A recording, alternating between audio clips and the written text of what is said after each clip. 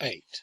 Try a drop of water. Perhaps the best thing for the princess would have been to fall in love. But how a princess who had no gravity could fall into anything is a difficulty, perhaps the difficulty. As for her own feelings on the subject, she did not even know that there was such a beehive of honey and stings to be fallen into. But now I come to mention another curious fact about her. The palace was built on the shores of the loveliest lake in the world, and the princess loved this lake more than father or mother.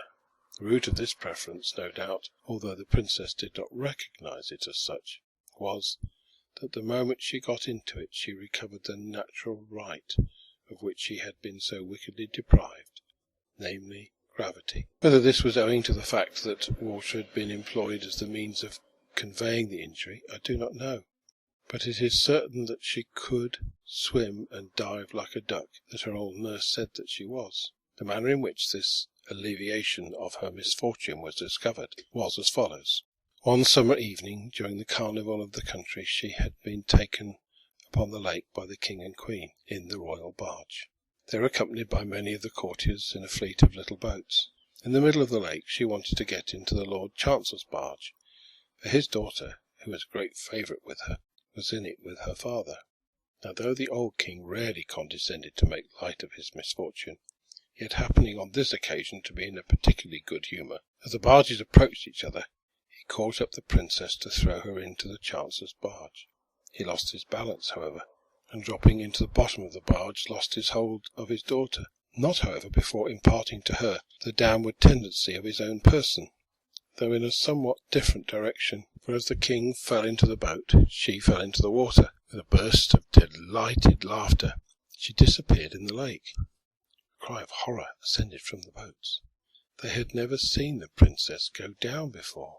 Half of the men were under the water in a moment, but they had all, one after the other, come to the surface again for breath, when tinkle, tinkle, babble, and gush came the princess's laugh over the water from far away. There she was, swimming like a swan, nor would she come out for king or queen, chancellor or daughter.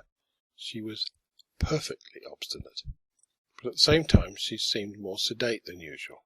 Perhaps that was because a great pleasure spoils laughing. At all events, after this the passion of her life was to get into the water, and she was always the better behaved and the more beautiful the more she had of it. Summer and winter it was quite the same, and she could not stay so long in the water when they had to break the ice to let her in. Any day from morning till evening in summer she might be descried a streak of white in the blue water, lying as still as the shadow of a cloud, or shooting along like a dolphin, disappearing and coming up again far off, just where one did not expect her. She would have been in the lake for a night or two if she could have had her way, for the balcony of her window overhung a deep pool in it, and through a shallow reedy passage she could have swum out into the wide wet water, and no one could have been any the wiser. Indeed, when she happened to wake in the moonlight, she could hardly resist the temptation. But there was the sad difficulty of getting into it. She had as great a dread of the air as some children have of the water, for the slightest gust of wind would blow her away, and a gust might arise in the stillest moment, and if she gave herself a push towards the water and just failed of reaching it, her situation would be dreadfully awkward, irrespective of the wind, for at best there she would have to remain, suspended in her nightgown, till she was seen and angled for by somebody from the window.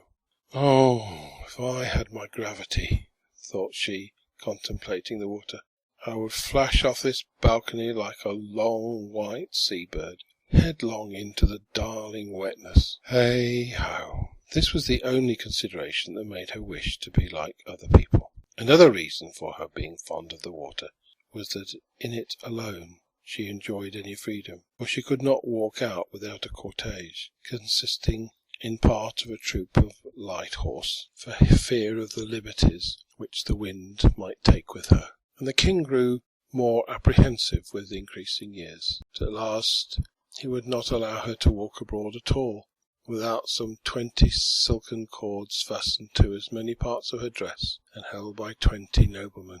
Of course horseback was out of the question, but she bade good-bye to all this ceremony when she got into the water, and so remarkable were its effects upon her, especially in restoring her for the time to the ordinary human gravity, that Humdrum and Copykeck agreed in recommending the king to bury her alive for 3 years, in the hope that, as the water did her so much good, the earth would do her yet more. The king had some vulgar prejudices against the experiment, and would not give his consent. Foiled in this, they yet agreed in another recommendation, which, seeing that one imported his opinions from China and the other from Tibet, was very remarkable indeed. They argued that if water of the external origin and application could be so efficacious, water from a deeper source might work a perfect cure. In short, that if the poor afflicted princess could by any means be made to cry, she might recover her lost gravity. But how was this to be brought about?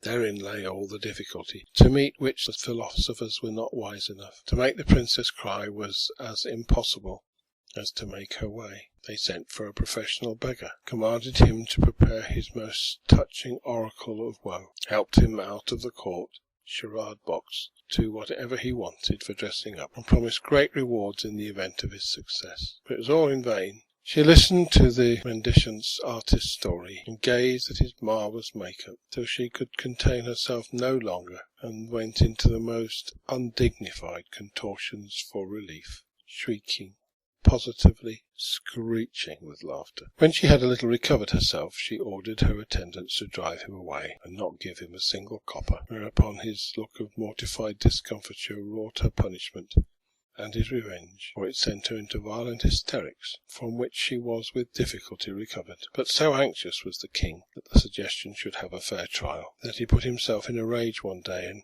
rushing up to her room, gave her an awful whipping, yet not a tear would flow. She looked grave, and her laughing sounded uncommonly like screaming. That was all. The good old tyrant, though he put on his best gold spectacles to look, could not discover the smallest cloud in the serene blue of her eyes.